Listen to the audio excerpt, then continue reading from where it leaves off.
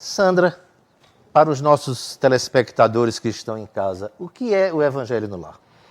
O Evangelho no Lar, Nilo e caríssimos telespectadores, é um encontro, vamos dizer assim, semanal que a família marca com Jesus, no sentido de poder a família reunida estudar o Evangelho à luz da doutrina espírita, de modo sistemático, ou seja, com dia e horário, e isso tudo possibilitando a ação, sem dúvida alguma, dos benfeitores espirituais que acompanham a própria família. Então, é, na verdade, um encontro de estudo, de confraternização, de meditação em torno do Evangelho. Você falou em dia e horário, e isso já puxa a nossa próxima pergunta. Como realizar o Evangelho no Lar? Quais os passos para isso? Existe alguma orientação? Sim, claro que existe. Lembrando que o Evangelho no Lar, ele é um momento, como dissemos, de reflexão da família. Mas se de repente na família apenas uma pessoa que é espírita, que deseja realizar o Evangelho no Lar, ele também pode ser realizado individualmente. O procedimento natural de qualquer atividade que a gente queira, seja uma atividade de rotina, é a definição de certos padrões. Então, na realização do Evangelho no Lar, se observa a necessidade de ter o quê? Um dia e um horário. Até porque nós nos programamos e, obviamente, os nossos benfeitores espirituais também se programam para ali comparecerem. Então, se define dia e horário, aquele dia que mais concentre a participação familiar, o horário que muitas pessoas perguntam quanto tempo? Então, o mínimo de 15 minutos, o máximo de 45 minutos, porque senão fica extremamente longo o Evangelho no Lar, né? E nós temos, sem dúvida alguma, espaços para isso.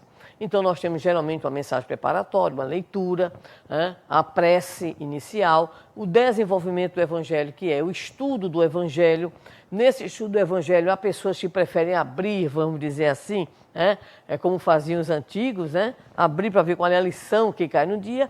Já outros grupos preferem fazer um estudo sistemático. Em algumas famílias nós encontramos também uma ou duas perguntas do Livro dos Espíritos, por exemplo, também lidas, né? Alguma questão que a família queira, de repente, debater dentro do espírito de harmonia, de fraternidade, e aí vem uma mensagem também para quem queira. Depende, se houver criança, também há uma variedade aí, uma pequena, vamos dizer assim, mudança, e uma prece final, vibrações pelo lar, vibrações pelos familiares, pelos entes queridos, por alguém que esteja, né, doente, uma pessoa mais necessitada, e o encerramento que se dá exatamente neste momento, né, de oração. Então, é uma sequência simples, né, que a gente pode resumir em uma mensagem preparatória, prece, desenvolvimento e estudo do Evangelho, uma mensagem final, prece. Jesus falou que quando duas pessoas ou mais estivessem reunidas em seu nome, ele ali estaria presente. Será que seria uma referência a esse tipo de reunião doméstica? Porque inclusive os cristãos primitivos, os chamados primeiros cristãos, eles possuíam uma prática, né, que foi inaugurada, segundo o espírito Nélio Lúcio, pela mediunidade de Francisco Cândido Xavier, na casa de Simão Pedro. No livro Jesus no Lar, o capítulo número 1, o culto cristão no lar, se refere exatamente a esse momento. Mas os discípulos de Jesus, bem como os cristãos, eles se reuniam tanto publicamente, entre aspas, né, porque eles se reuniam a partir das perseguições nas catacumbas, mas eles tinham muitos chamados cultos domésticos, que era o quê? Era a oportunidade de tomarem das anotações, né, dos escritos, e a partir dali o quê? Eles faziam os comentários e as preces. Então, podemos dizer que o Evangelho no Lar é uma prática, né, bastante antiga, né, e que, sem dúvida nenhuma, quando Jesus disse, quando dois ou mais estiverem reunidos em meu santo nome, aí eu estarei presente, então isso vai referendar. Mas sem esquecer que aquele que ora só, igualmente, que ora com amor, que ora com fé, que ora com fervor, esse alguém também está antenado, vamos dizer assim, né, com as forças superiores. Todas as preces são ouvidas, não tenha dúvida. Ô Sandra, mas os lares nem sempre são aquele santuário doméstico que a gente gostaria que fosse. Às vezes é uma reunião, um encontro de espíritos não muito afins, não é? E às vezes algumas criaturas não colaboram na prática do Evangelho. A gente vê muito isso, as famílias reclamarem. Perfeito. Quando acontece isso, ou seja, alguém não quer participar, alguém naquele momento faz algum tipo de barulho, como que a gente deveria agir? Isso tem a ver com a dinâmica da própria família, né? Então, entendemos que a pessoa pode fazer individualmente o Evangelho lá se ninguém quer participar.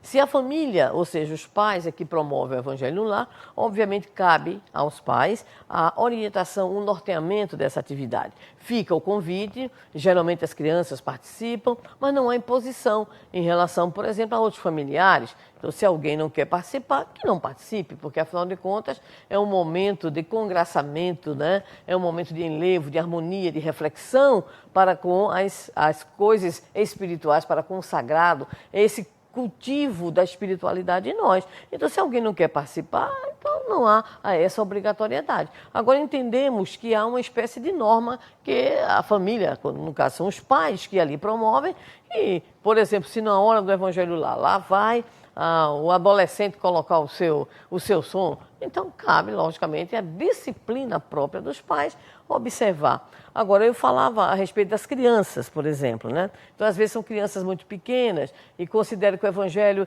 ele é mais de adultos. Então, ali a gente recomenda o quê? Uma leitura da página infantil, né?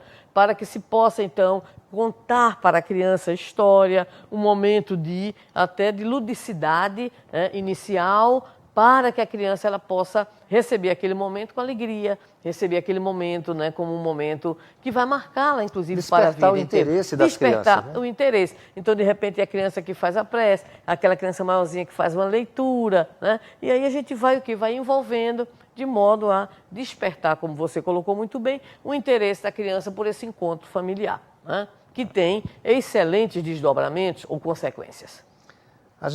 Você falou em Neo Lúcio, o livro de Neo Lúcio é belíssimo realmente. Haveria algumas outras obras que a gente pudesse orientar os nossos amigos para serem adotadas durante o Evangelho no Lar? Olha, a obra Luz no Lar, psicografia de Chico Xavier, né, é uma obra também muito interessante. O próprio livro Evangelho no Lar, também da autoria da psicografia, da lavra psicográfica do nosso querido Chico Xavier. Agora, sempre utilizamos, no chamado momento preparatório do Evangelho no Lar, aquelas mensagens mais curtas, né? Então, toda a chamada coleção Fonte Viva do Espírito Emmanuel, pela psicografia de Chico Xavier, Fonte Viva, Caminho, Verdade e Vida, Vinha de Luz, Pão Nosso. São mensagens curtas que já comentam exatamente os versículos contidos no Evangelho. Então, são livros que nos fornecem assim, um bom material, direto, objetivo, sintético e, ao mesmo tempo, profundo, como só Emmanuel, nós sabemos, né, é capaz também de nos trazer.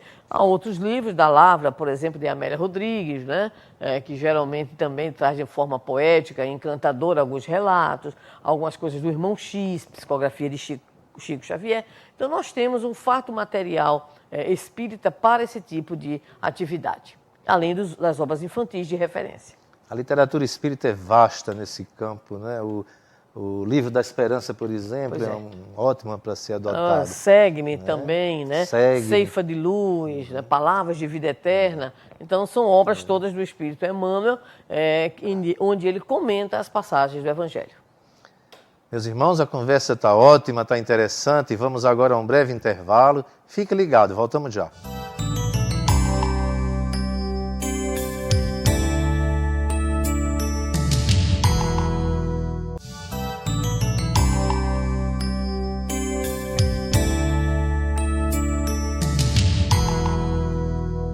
Estamos de volta com Sandra Borba, ainda conversando sobre a prática do Evangelho no Lar. Sandra, a Federação tem algum material de orientação para a prática do Evangelho no Lar? Ou existe alguma campanha de âmbito nacional a esse respeito? Existem inúmeras campanhas que tocam na importância do Evangelho no Lar. Há uma campanha que foi exatamente lançada há certo tempo pela Federação Espírita Brasileira, chamada exatamente Viver em Família. A campanha Viver em Família, uma das, vamos dizer assim, das propostas é exatamente dinamizar na casa espírita, junto aos seus frequentadores, a realização, né, do Evangelho no Lar. Sempre nós temos assim folders, panfletos que orientam o modo de fazer. A internet também está cheia, né, dessa mesma sequência, dessas orientações, né? E, recentemente, a União das Sociedades Espíritas de São Paulo, né, lançou uma campanha revitalizando lá em São Paulo. Depois, a própria Federação Espírita Brasileira considerou que a campanha podia se expandir a nível nacional, né, que é a campanha Evangelho no Lar e no Coração. ou seja, uma campanha objetivando a realização do Evangelho no lar e, ao mesmo tempo, também chamando a atenção para toda essa dimensão individual, para que cada um de nós, na verdade, como espíritas, como cristãos, nos sintamos chamados, convidados, para quê? Para a leitura, a reflexão, a meditação e a oração, mantendo aquilo que nós poderíamos sempre denominar um evangelho próprio, pessoal, individual, que nos fortaleça. Uma pergunta que com certeza muita gente em casa já está pensando nisso, já está guardando a pergunta para fazer depois. Há algum risco ou há alguma inconveniência na ocorrência de fenômenos mediúnicos durante o Evangelho no Lar? Durante o Evangelho no Lar, alguém da família sente algum tipo de presença, de aproximação. Há algum inconveniente nisso? Sem dúvida nenhuma, porque o nome é exatamente Evangelho no Lar. Não é uma reunião mediúnica, privativa, ou uma reunião mediúnica, por exemplo, no lar, que era uma prática muito antiga, isso é do início do movimento espírita, né? Algumas famílias, elas faziam, vamos dizer, reuniões mediúnicas no lar, né? Ainda hoje existem remanescentes, mas a orientação é que o intercâmbio mediúnico, ele se dê principalmente a partir de quê? A partir do estudo, a partir do conhecimento do próprio fenômeno, na instituição espírita, num grupo onde existem papéis, funções específicas. Então, não é recomendável de forma alguma, né, para a reunião do chamado Evangelho no Lar, a fenomenologia que tem na casa espírita, nos seus dias também apropriados, isso para ser realizado. Ademais, revela também uma certa indisciplina, né, ou uma deseducação daquela pessoa. Então, muitas vezes pode ocorrer que alguém que de repente chegou para assistir o Evangelho no Lar sinta isso ou aquilo, mas sem dúvida alguma não é esse o objetivo do Evangelho no Lar. A pessoa deve, inclusive, ser encaminhada a uma instituição espírita, ao diálogo fraterno, né, se desejar conhecer, saber, grupos de estudos, de formação de médiuns. Aí sim é que nós encontramos, de fato, o local específico. O Evangelho no Lar, dissemos, é um encontro semanal com a mensagem do Evangelho, à luz da doutrina espírita, sob a proteção dos benfeitores espirituais. Eles estão ali, nos apoiando, nos envolvendo em vibrações de paz, nos transmitindo estímulos, mas não precisamos para isso, né, da chamada prática mediúnica, que requer, como qualquer prática, né, um conhecimento, a preparação, um estudo e cuidados. Iria desviar os objetivos do Evangelho no Lar. Sandra, mais uma pergunta. É possível, pode-se, deve-se convidar amigos ou vizinhos para participar desse grupo? O Evangelho, na verdade, é no lar, é da família. Mas é natural que outras pessoas, elas muitas vezes sentindo curiosidade, e é por isso que não deve haver o fenômeno mediúnico, né? No Evangelho no lar, às vezes é um vizinho, é um parente, entenda que aquele momento é um momento muito simples. É um momento de congraçamento, é um momento de harmonização, né? Onde os benfeitores espirituais vão traduzir na forma de vibrações, de apoio para todos nós, aquele momento, aquela mensagem. Então, não há nenhuma restrição, mas, obviamente, que é algo mais, vamos dizer assim, mais próprio daquele grupo de amigos, né? Para evitar o quê? A presença do chamado curioso, que muitas vezes vai, né, com outra intencionalidade. Então, é bom que um mínimo de harmonização daquelas pessoas que ali se encontram. Inclusive, Nilo e caro telespectador, muitos companheiros, inclusive, chegam à fundação de casas espíritas a partir do Evangelho no Lar. Então, às vezes assim, chega uma pessoa numa cidade, instala o Evangelho no Lar e alguém pede para participar, aí daqui a pouco aquilo ali cresce, não é mais Evangelho no Lar, já se torna um grupo de estudo, daqui a pouco é fundada uma instituição. Então o Evangelho pode, sem dúvida nenhuma, acolher, mas o que seria mais recomendável era acolher harmoniosamente e não ser como apenas um local onde pessoas curiosas estariam indo ver qual é a prática que aquela família está realizando, né? E sempre naquela simplicidade que deve caracterizar, né, o cristianismo primitivo. A pergunta inversa, e há algum inconveniente em fazer sozinho? Digamos, não, de forma meu marido alguma. não quer fazer, eu posso fazer sozinho? Pode e deve, né? O Espírito Emmanuel tem uma mensagem intitulada exatamente Culto Individual no Lar. Né?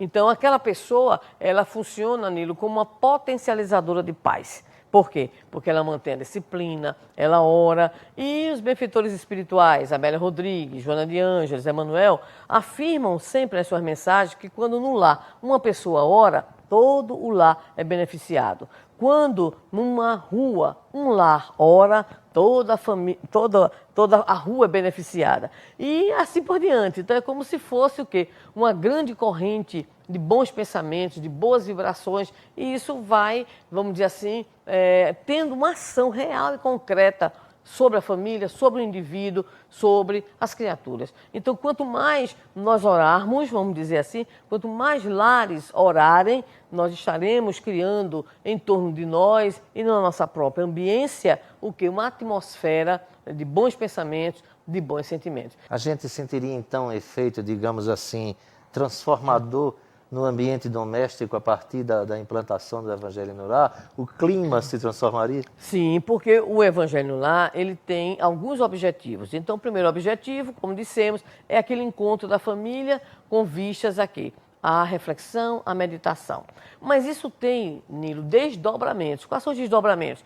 O estudo, a oração. Isso vai o quê? Estimulando a criatura a pensar sobre os seus atos, meditar sobre sua vida, o direcionamento, as escolhas. Então, isso tem uma repercussão no nível individual. Tendo no nível individual, tem também na harmonia familiar. Então, o próprio Evangelho no Lar já vai se tornando o local onde as próprias mensagens chegam, né? Trazendo principalmente aquela mensagem inicial e aquela mensagem final que a gente abre ao acaso. Essas daí vem mesmo, muitas vezes a gente está com um problema, uma dificuldade, né? E quando a gente abre, lá vem a resposta. Quantas vezes não ouvimos de parentes nossos que participam do Evangelho no Lar esta afirmativa: esta mensagem veio para mim. Então, se tem um desdobramento individual, e obviamente esse desdobramento individual se reflete no coletivo, nós podemos dizer que o Evangelho no Lar potencializa as vibrações positivas, os bons sentimentos, né? A oração em conjunto, diz Bezerra de Menezes, torna o lar um santuário de amor, onde os espíritos mais nobres procuram amparar mais e mais, dobrando os talentos de luz que ali são depositados. É a citação, ipsis literis, do pensamento de Bezerra de Menezes, na mensagem Evangelizar. Então, acreditamos que o lar que ora tem tudo, vamos dizer assim, para criar, inclusive, uma defesa espiritual. Conquistar o quê? Conquistar as boas companhias espirituais. E um fator importante, embora nós tenhamos que entender que isso é uma decorrência da própria concepção do Evangelho no Lar. Se a família, como diz Hermínio Corrêa de Miranda, é um conjunto de espíritos afins que se alternam, ora do lado de lá, ora do lado de cá, entendemos que também no Evangelho no Lar, muitos companheiros, ou seja, familiares, né, amigos, desencarnados, provavelmente ali comparecem.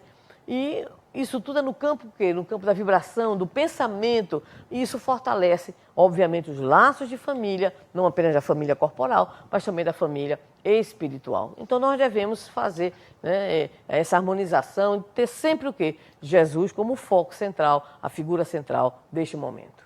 E aí o nosso lar se transforma num santuário realmente. Vamos continuar conversando sobre o Evangelho no Lar. No próximo bloco teremos as perguntas dos nossos telespectadores e quem vai responder é Sandra Borba. Voltamos já, não saia daí.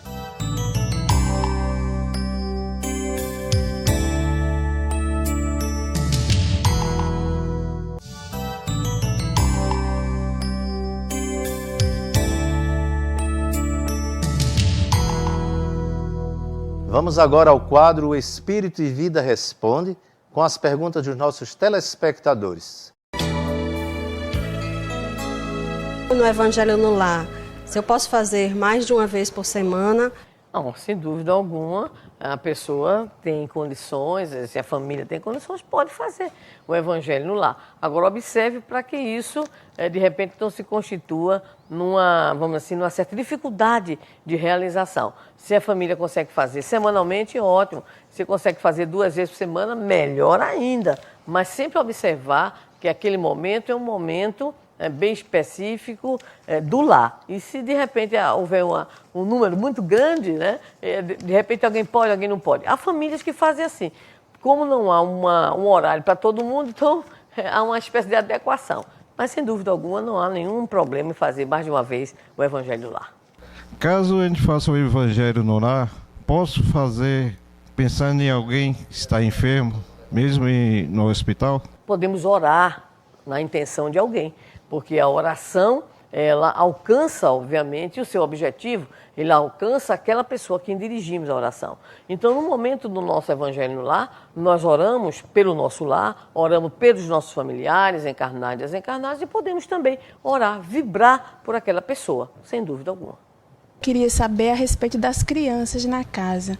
Como que a gente deve fazer? Deixar com que elas participem do Evangelho no Lar, junto com todos na família reunidos na casa, ou não?